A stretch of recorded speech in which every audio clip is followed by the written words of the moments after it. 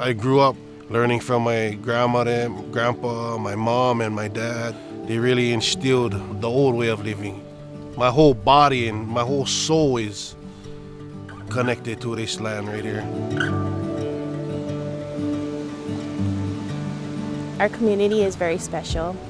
It's like going back into time. We are very like an ahupua'a system. We're fishermen, we're hunters, we're farmers.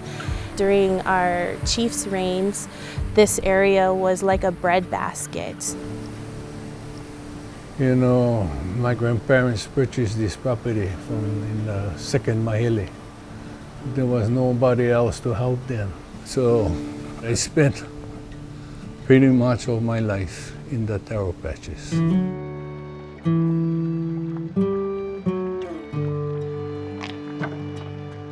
Water is life that runs through each and every one of us, no matter where we are on Earth. Our water is one of our most precious things in our community because that is our source of food. We still get our water flowing from Mauka, up mountain, down to Makai, down to the ocean.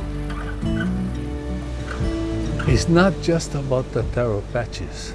The word kuleana is Makai to Mauka. Everything inside the aupua'a is a kuleana. It's the kuleana of Mauka Makai.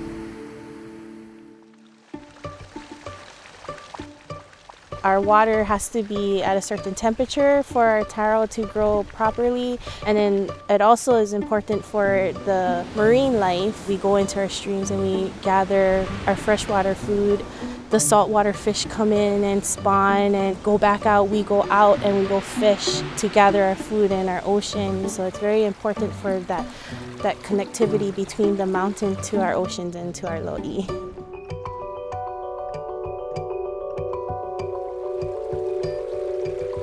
So before we were using other people's science and we're just visually seeing things. We see our water coming down from the waterfalls, but we don't see our water at the lower level streams. And so we couldn't figure out why.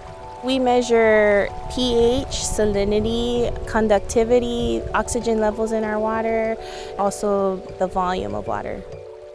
With this project, we were able to go up and find where the disconnects were so that we could have that volume of water coming down.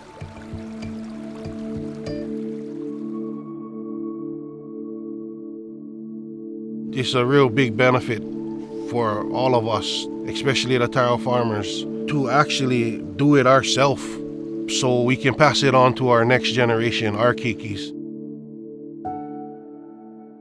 Having our own data is important for our community so that we know what is going on because we've been hurt so many times.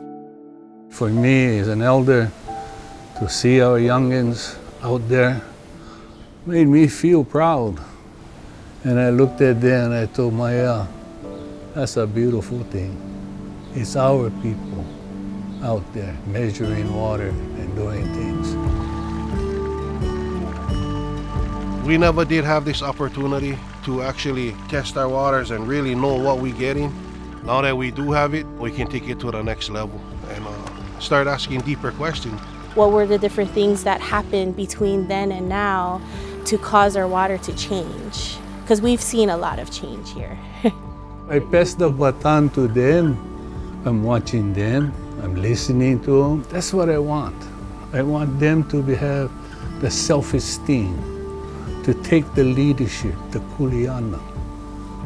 So it's working, what I can see. And I'm thankful.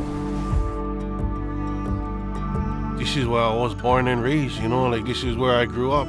This means everything to me. My number one priority to conserve and protect this ʻAina, this land, because I bled, sweat, you know, cried. I am the land, and the land is me, you know. One day when our time comes, we're going to return to the land.